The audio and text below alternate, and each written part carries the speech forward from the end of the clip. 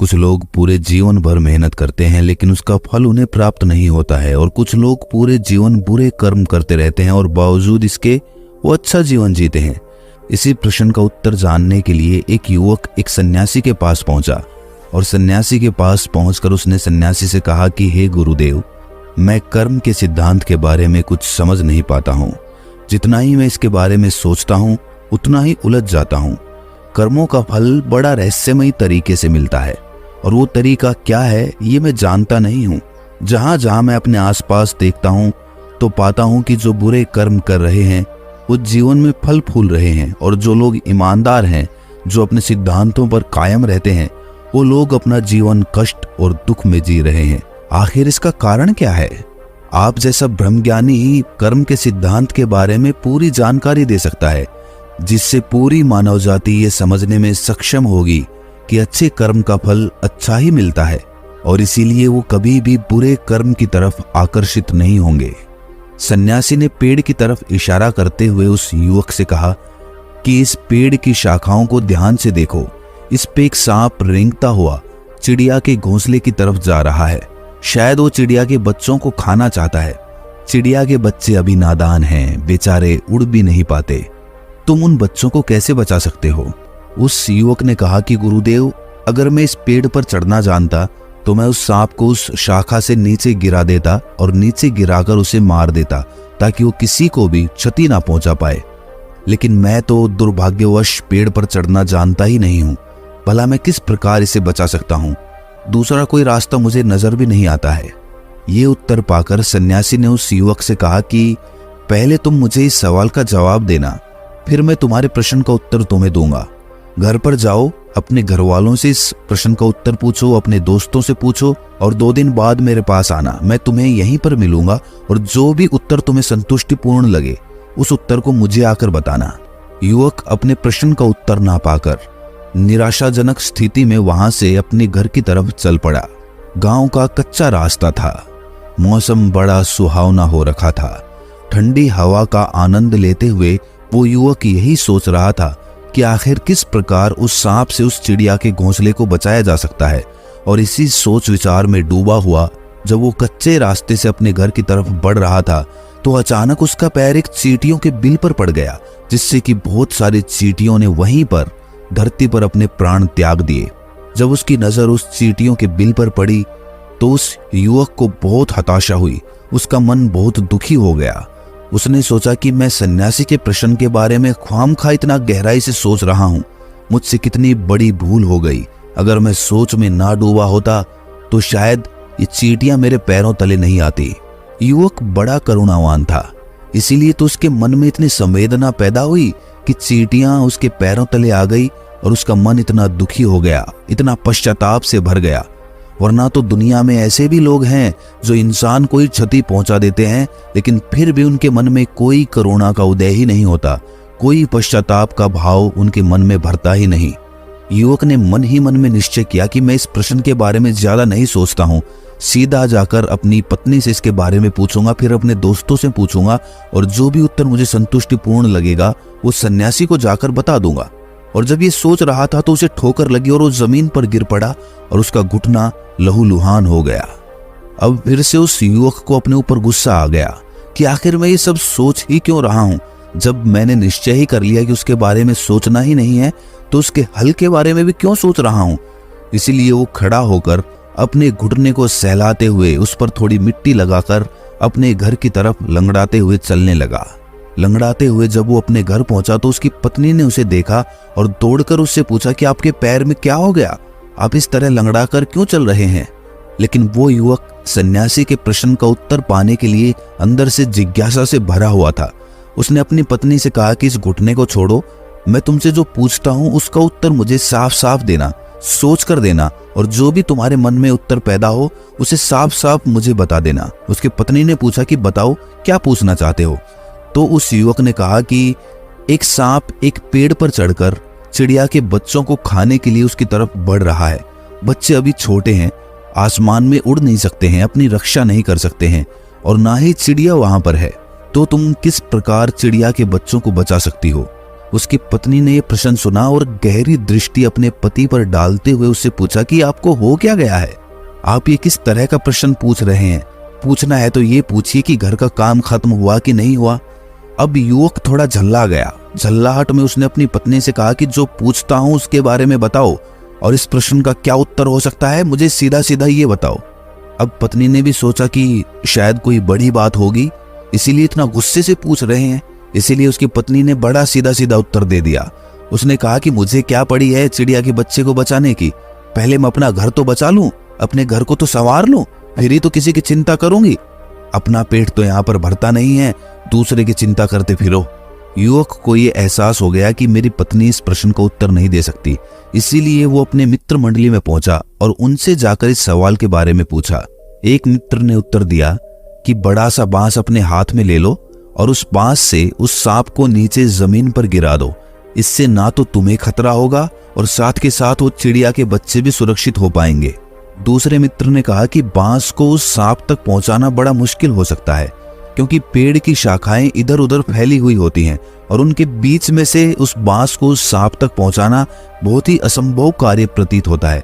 इसीलिए पेड़ के तने के पास एक सीढ़ी लगा लो और उस सीढ़ी पर चढ़कर एक डंडा अपने हाथ में लेकर उस सांप के पास पहुंच जाओ और इसके बाद उस डंडे से उस सांप पर वार करो ताकि वो सांप नीचे जमीन पर गिर जाए।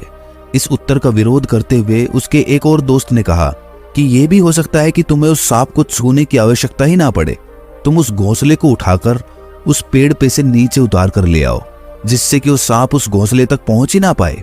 तो इसका विरोध करते हुए उसके पहले दोस्त ने कहा कि भाई, चिड़िया के घोंसले को अगर तुम नीचे ले आए तो उन बच्चों की माँ यानी कि वो चिड़िया अपने बच्चों को ढूंढेगी कैसे?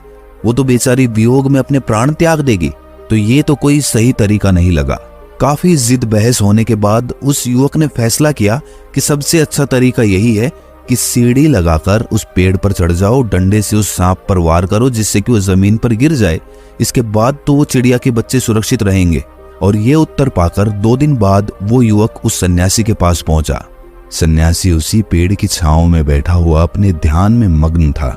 जब युवक उस सन्यासी के पास पहुंचा तो वो चुपचाप उस सन्यासी के पास जाकर बैठ गया।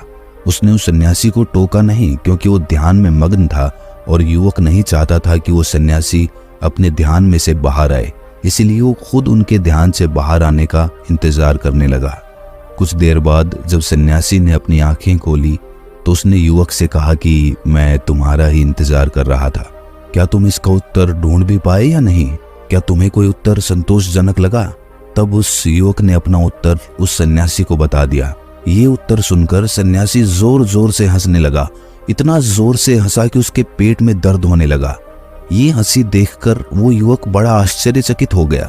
उसने सन्यासी से कहा कि गुरुदेव, आप इतना क्यों हंस रहे हैं? भला इसमें हंसने की क्या बात है?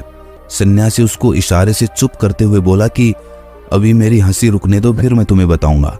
कुछ देर बाद जब सन्यासी की हंसी रुकी तो सन्यासी ने उस युवक से कहा कि तुम सीढ़ी लेकर आओगे, सीढ़ी इस पेड़ पर लगाओगे और तब उस सांप को नीचे गिराओगे। तब तक तो वो सांप उस चिड़िया के घोंसले को ही खत्म कर चुका होगा। अरे वही सीढ़ी जंगल में कहां से आएगी? तुमने इतना भी नहीं सोचा?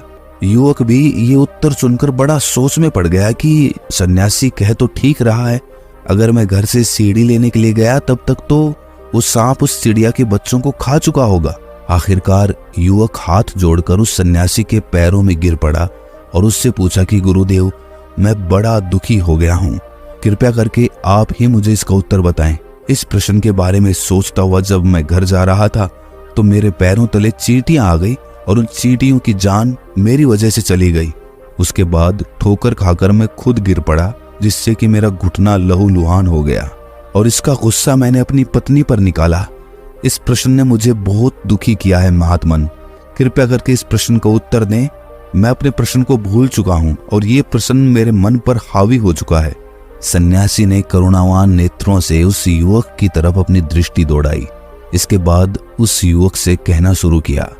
उन्होंने कहा कि हर एक इंसान की सबसे बड़ी समस्या यही होती है कि वो समस्या के बारे में सोचता बहुत ज्यादा है और जब तक उसको उस समस्या का हल मिलता है तब तक वो समस्या बहुत बड़ी हो चुकी होती है। फिर वो हल कुछ काम भी नहीं करता, उल्टा उस समस्या का हल खोजते खोजते वो कितनी बार अपने आप को दुखी करता है, कितनी ही चींटियों को अपनी सोच में डूबे हुए अपने पैरों तले रौंद देता है, खुद को भी हानि पहुंचा लेता है और फिर अपने घर वालों के साथ झगड़ा भी कर लेता है। इससे उसकी समस्या तो हल नहीं हुई, लेकिन उसके जीवन में समस्याएं और ज्यादा बढ़ गई।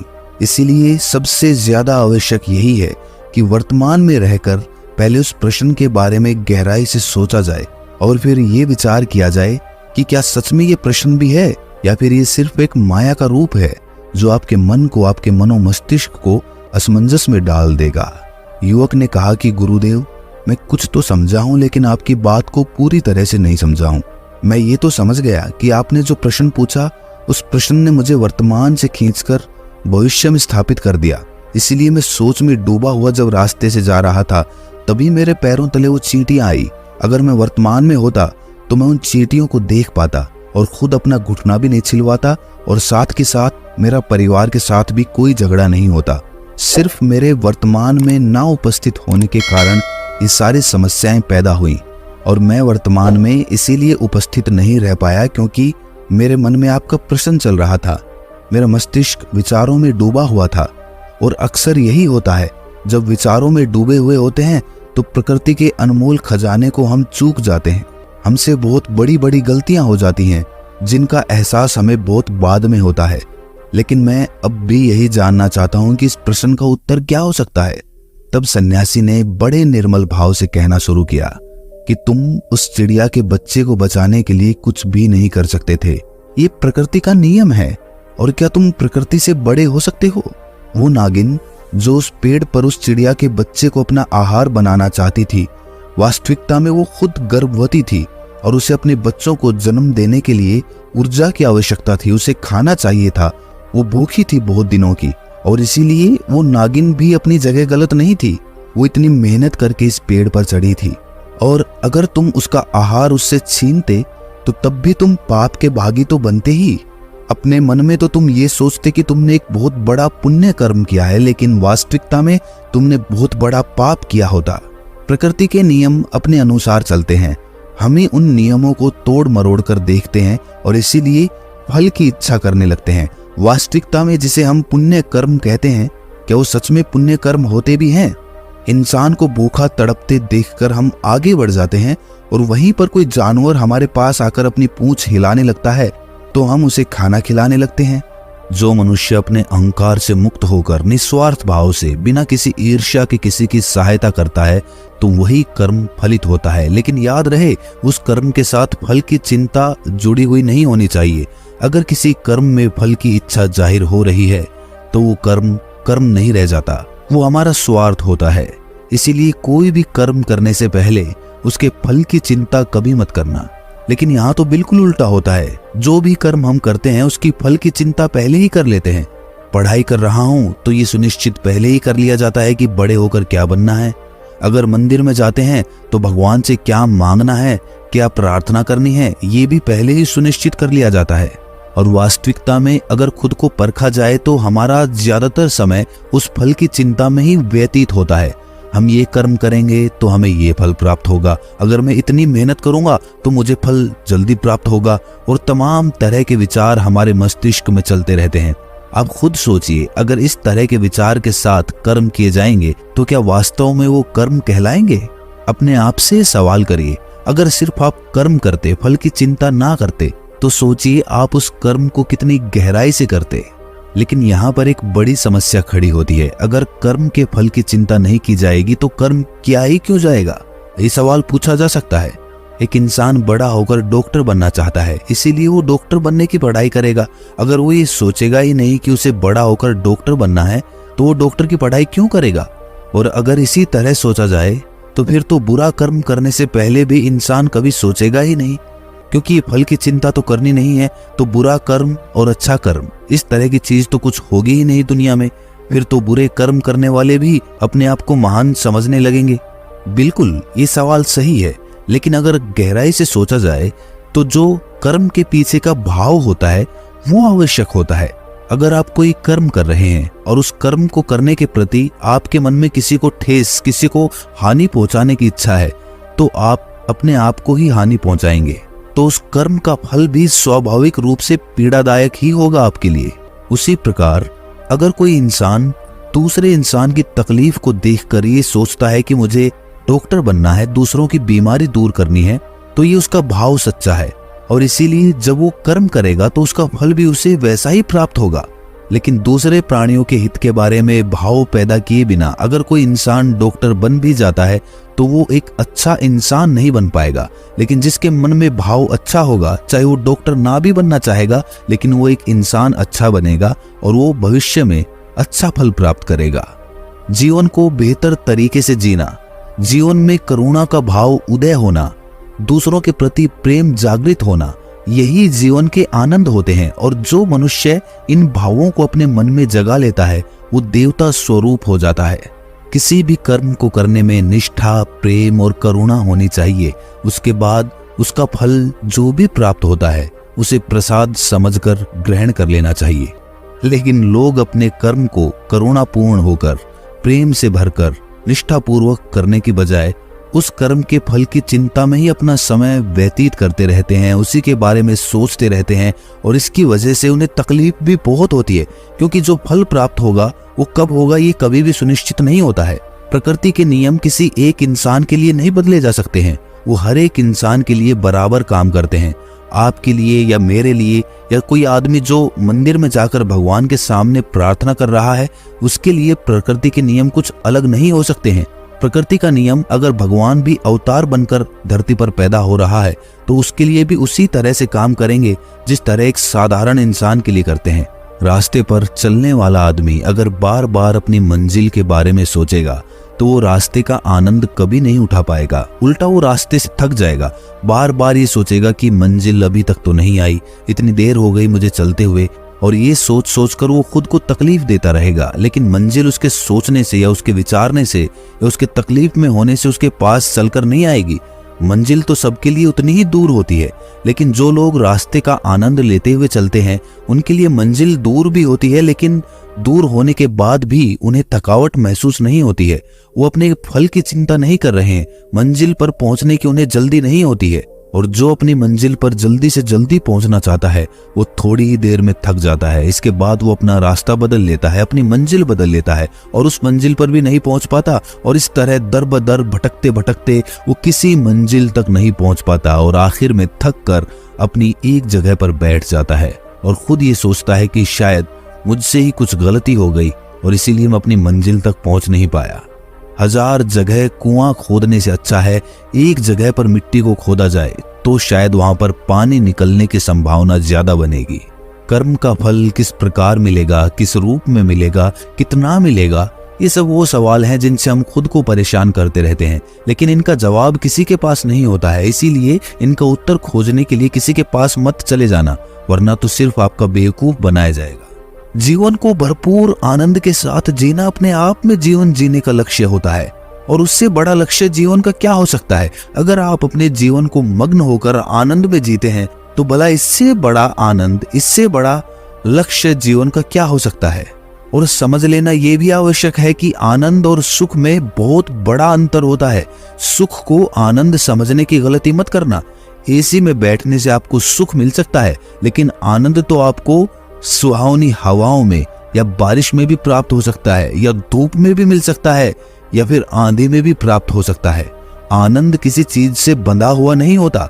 भौतिक सुविधाएं जो होती हैं वो आपको सुख प्रदान कर सकती हैं, लेकिन आत्मिक आनंद कहां से प्राप्त होगा वो तो आपको खुद खोजना पड़ेगा। उसके लिए तो अपने मन को समझना होगा, मन को खाली करना होगा, अपने मन के साथ एकाकार होना पड़ेगा। लेकिन कभी एसी के सामने या गाड़ी में बैठे हुए अपने आप से बातें की है, अकेलेपन के साथ समय गुजारा है? अगर गुजारा होता तो अपने अकेलेपन का आनंद भी समझ में आने लगता, लेकिन कभी खुद के साथ समय बिताया ही नहीं और दूसरों के पास अपनी मंजिल को ढूंढता रहा और आखिर में पाया कि दूसरे कहीं पहुंच गए और मैं वहीं का वहीं रह गया। जो लोग दूसरों में अपनी मंजिल खोजते हैं वो खुद से बिछुड़ जाते हैं। मंजिल तो कोई प्राप्त होती नहीं है, लेकिन वो खुद को भी खो देते हैं।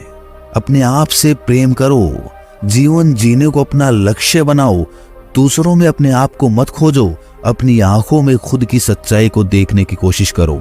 उसके बाद दुनिया तुम्हारे पीछे होगी, दुनिया तुम्हारे साथ होना चाहेगी, लेकिन तुम अपने एकांत के आनंद में डूबे रहोगे। तुम्हें कोई फिक्र नहीं रहेगी कि दुनिया क्या कहती है, क्या सोचती है, कितना तुम्हारे पीछे आना चाहती है। और जो इंसान अपने एकांत का आनंद उठाना सीख लेता है वो देवता तुल्य हो जाता है। भगवान भी उस पर पुष्पों की बारिश करते हैं। तो दोस्तों, कैसी लगी ये कहानी आपको कमेंट सेक्शन में जरूर बताना, और अच्छी लगी हो तो इस चैनल को सब्सक्राइब करके नोटिफिकेशन बेल को जरूर प्रेस करना। तो मिलते हैं अगली कहानी में, तब तक के लिए अपना ख्याल रखें।